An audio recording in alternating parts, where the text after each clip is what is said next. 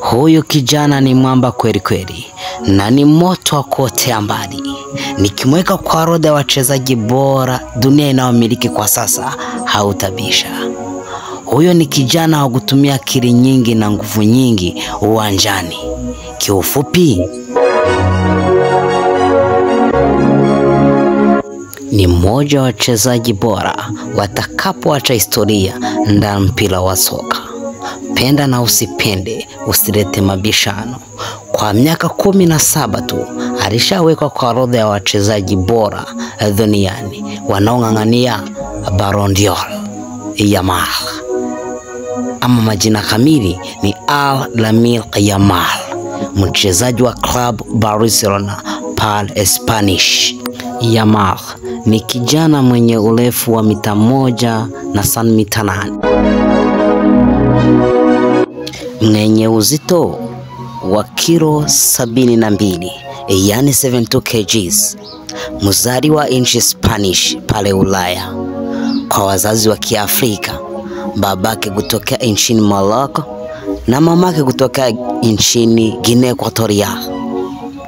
Na ni mengi usiyofahamu kuhusu kipaji cha mchezaji mdogo duniani. Huu ndio wakati wako mwafaka kuwa nasi mpaka mwisho.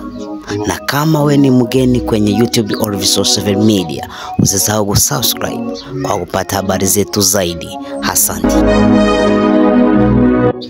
Kipaji cha mchezaji Yamal kilianza akiwa na umri mdogo tu, 15 years, pale Barcelona Youth Academy, yani timu ya watoto wachanga.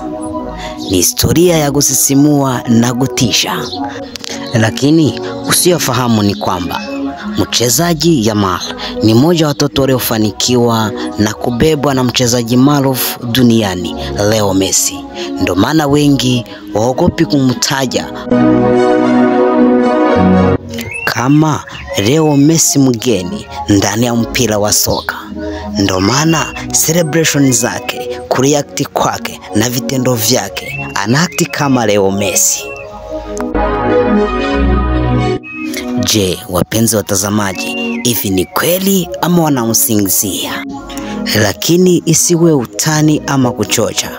Huyu mtoto ana kipaji kikubwa ndani ya mpira wa soka.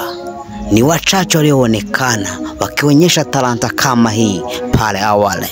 Hii ilikuwa safari ya mchezaji Yamal, mtoto mdogo mwenye kipaji kikubwa ndani ya mpira wa soka.